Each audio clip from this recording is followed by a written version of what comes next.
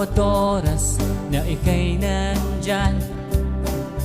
Mata ko ay pa-sulyap-sulyap lang, di maiwasan mapatingin sa iyong matang kay amo ang tingin. Ulo ko ay napapailing kapag ika'y nakatingin sa'kin.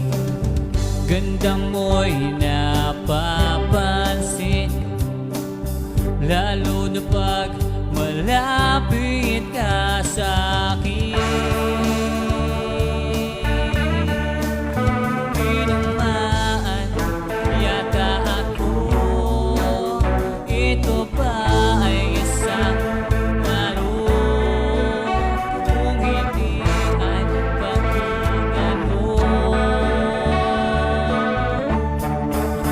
Laging tanong sa sarili ko, ba't ganito titig na puso ko? Sa tuwing ika'y makakapiling ko, alam ko ay tila nabubuo. Ngayon lang ulit naramdaman, para bang may pagtingin na nararamdaman. Tanong ko lang, bakit ikaw?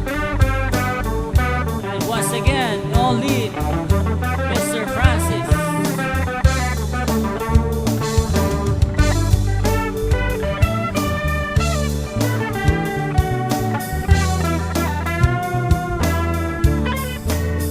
Tinamaan yata ako, ito ba ay isang laro?